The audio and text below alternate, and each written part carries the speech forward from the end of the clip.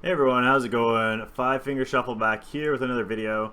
And today what I'm going to do is talk to you guys mostly about the 3 stars that you should avoid feeding and consider building. So this is primarily a early game video. So if you are late game, it's like top 100 arena-ish, this video may not be for you. That being said, we will have some news about the giveaway stuff at the end of the video, so stay tuned to that, or if you want to, you can just skip ahead until the end. As the giveaways, we have a date for it and more details on exactly what we're giving away. So yeah, anyway, let's just jump right into it. So you can see here, we're just running Steel Widow. I'm actually going to go through the entire monster box and run down all the different champions that I think that are 3-star that you guys should consider building. But these 5 are 5 of the most recommended right now. So at the top is Katsuko. I've done a video on her in the past. Really strong. She does do ongoing damage, which makes her great for ascended bosses as well. She's great for Blitz. She's great for both Elder Drake and Steel Widow.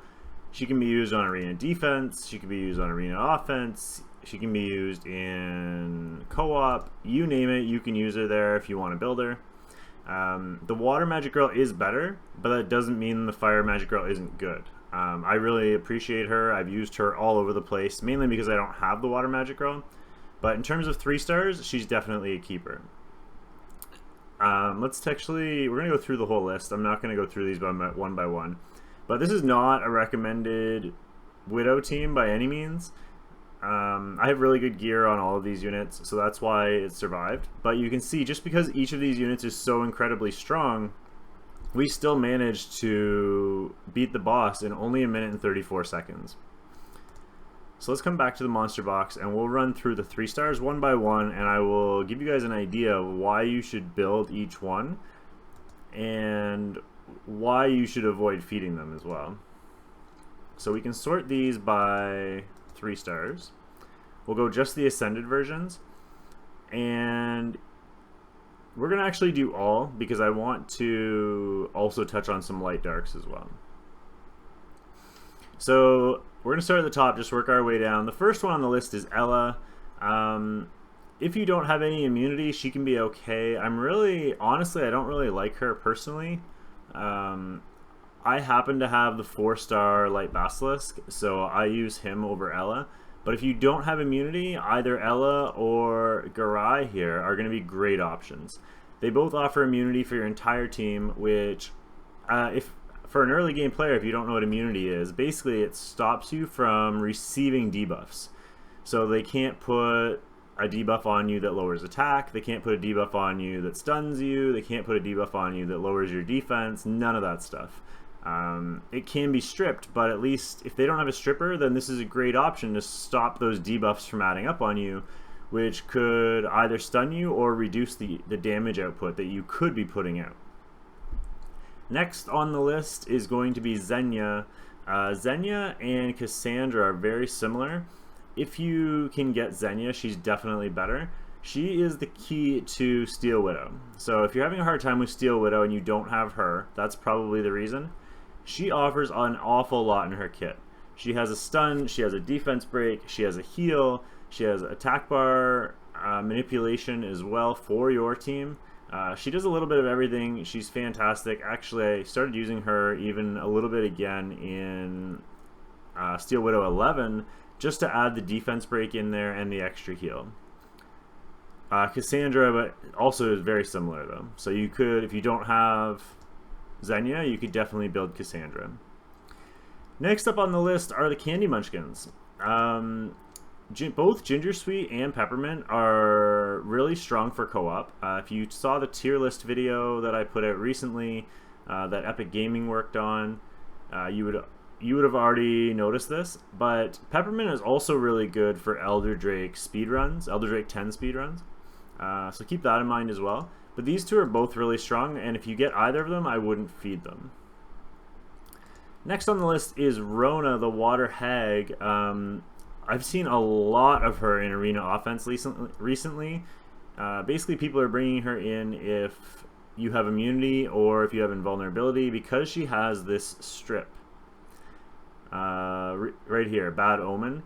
Each hit removes one buff from the enemy and inflicts ongoing damage if a buff was removed. So it's really, really strong. It's also on a low cooldown. So yeah, she's great. Next is Monument, the Fire Dragon Guard. He has this Undying passive. Where is it? Passive. When an ally's current health drops below 30%, applies Undying buff on the ally. He has become meta for arena offense. Basically for arena defense. For every arena defense in the top 30 has a Monument on it. It's just inevitable at this point. You have to have him because of his Undying. And he pairs really well, because he has a defense buff, he pairs really well with the Water Magic Girl, who doesn't have a defense buff, but also has her own version of Undying. So they pair really well together. Another option is Obelisk. Obelisk is great.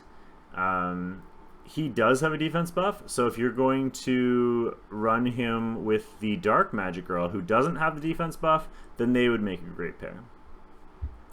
Next on the 3-star list is a couple more light darks, Lily and Violet. They are super, super similar. So with Ensnaring Roots, Lily has Immobilize and Mark, and whoops, sorry, wrong skill. Stinging Brambles, Violet has Mortal Wounds, and Lily is Wall of Thorns, which has a slow. So basically that's the only difference between the two. They both have the Cleanse, they both have the Heal, they both have this Ensnaring Root skill with Immobilize and Mark. They're both crazy strong for arena defense as well, and for Blitz. If you're struggling as an early game player in Blitz, then build one of these two girls, put them on Dazzling, and they will be amazing. This skill here, the Ensnaring Roots, lasts for 6 seconds, and when you are in Dazzling, each second Dazzling has a chance to proc, which means that you have 6 chances to proc just by using that skill, and at a 30% stun rate, you're basically guaranteed to stun the enemy. Next up, we are going to look at, quickly, we're going to jump through these fairies. Personally, I would only build the light one out of these 3, but they are all good for co-op. You can use Daz for arena offense as well if you want to. In terms of the Fox Ladies, the Fire one is really good for 5v5 still, and Huxian you see a lot in arena offense as well as some Steel Widow runs, because she does have a defense break and a strip. Basalt has another champion that has a strip, so I see some people who don't have a strip, they will use him in Steel Widow as well, and in arena. Next 3-star, I know I did a video on Stella talking about the Astromancers, but Gamma is just as strong, or almost as strong. She is element neutral, which is great. But yeah, she's amazing. I really, really like Gamma. Mine's only 5-starred because I am using Stella, but essentially the same unit. So if you have a Gamma, consider building her. She's great for arena offense. We talked about the Fire Magic Girl already. What we didn't talk about is the Nature and the Dark ones. Both are crazy strong. A lot of people are using Hoshi for speedruns. And you see a lot in arena defense. I mentioned her when I talked about the Obelisk, the Dark Dragon Guard. She's really strong as well. The Mercenaries are still sort of up for debate. People are still playing with their passives. I wouldn't consider building them yet if you're an early game player. I would wait on it and kind of see how the meta evolves and see if they become popular. One of the champions that I did have in that team that I was running was Rota. So Rota is most likely going to be your first 6-star. I didn't do her until really late, but she does have a defense break. She has an attack break. She also has raises attack speed, and she does a ton of damage as well. And on top of all that, she will lower the lower your teammates' skill cooldowns as well. So she's a crazy support that also happens to put out damage. She should be at the top of your list in terms of first monsters to 6-star. Sigrun is another one. If you're looking for a big damage dealer and you don't happen to have like a Nat 4 or one of the strong Nat 5 damage dealers like a Blade Master, then Sigrun can be a great replacement for her. Really, really strong again, great damage, and she happened to have a defense break as well, which will boost her damage on top of that. Next up, Sharp Scale. I would consider holding on to him. Don't feed him. He is one of, I was corrected last time, he's one of only 2 champions that have this legendary mortal wounds, which basically means it can't be stripped without the legendary rune that strips it. This guy also happens to have it, but I thought he had it. Somebody told me he had it anyway. Maybe it's him. Maybe not. Alright, well, somebody said in the last video that I was wrong and said that the water one also has it, but it appears that he doesn't. So maybe he is the only one. I wouldn't bother building any of these guys unless you're absolutely desperate. They are good for blitz and early game, but I feel like you're going to get better, and you really don't need these guys.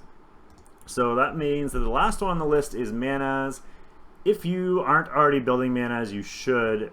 He should be one of your priorities when you first start the game. He has a crazy skill kit. If you don't already know about him, then I would definitely look up some videos on him. He has a lot of utility here. So he has ongoing damage, which is really nice. It will help kill the boss. It also has block buff, mortal wounds, and he will lower skill cooldowns of nearby allies by 1 second every 6 seconds. So he is fantastic, and that's on his first skill. So that's fantastic for letting your good champs use all their really strong skills. So I would definitely consider building him as well. In terms of 3 stars, that's it. Those are the main ones. Those are the ones that when you're doing your summon sessions, you should not feed them. Hold on to one just in case. You don't want to build all of them at once, but as you pull them, make sure you hold on to them. I know a lot of people, I actually talked to somebody, I think yesterday, that said they hadn't pulled a Manaz yet. And, I mean, that could happen to you. If you get them and feed them, and then you haven't pulled another one, you could be stuck waiting until you happen to get another one. It's also very hard to get discs really early game, because you can't farm as much, right? So most of the discs that late game players get are from farming a lot. So keep that in mind. Try and hold on to one of all of those units just in case or for when you need them. I've built most of those units already. So yeah, definitely keep that in mind. But now that we're done with that part of the video, I do want to quickly touch on the giveaway video. So the giveaway will be on Saturday. That's this Saturday, which is the 22nd of September. We are going to be streaming from, here's another couple discs. We're going to be streaming from noon Eastern Standard Time until midnight Eastern Standard Time. We have 17 giveaways. Each of the giveaways from Gameloft is going to include, alright, so each one's going to include 1 Tutor Fuzzlepuff, 1 4-star Fuzzlepuff, and 200 gems as well. So we have that times 12. We're going to give away one of those packages every single hour. Also, we have 5 t-shirts to give away. You guys have all seen the t-shirts already. They are here behind me. We have some other stuff as well. We'll see how that goes. So stay tuned for that. Also, we have a crap ton of summons. So we have 129 discs. Plus 3 is 132, 137, 139. This legendary is 140. Plus another 53 here is 193. And then there's 7 more light darks. So we're already at 200 summons saved for Saturday, and at the time of this video it is only Tuesday afternoon. So we still have 5 more days to save up discs. The summons for this video are going to be at reset on Saturday. So when reset hits, we will be doing a giveaway right away, and then we'll be doing the summons right after that. So definitely make sure you tune in for that. I will record it for YouTube if you aren't able to make it onto Twitch. And finally, the last thing I want to mention is that I did create a game profile on Instagram. So if you want to check that out, I only have like 20 followers on Instagram so far. So check that out for me. It is Shuffles Gaming, so SHUFFLES Gaming, and that's on Instagram. So thanks so much, guys. I hope you enjoyed the video. We are up to, I believe, I don't know, we're like 20 followers away anyway from 500 followers on Twitch. So we do need to hit that benchmark before we can do the giveaways on Saturday, and we only have a few days left. So if you're not already following the channel and you do like free stuff, please go follow that channel. The link will be down in the description below, but it's twitch.tv/5fingershuffle. And we'll see you there. Have a great day, guys. Bye.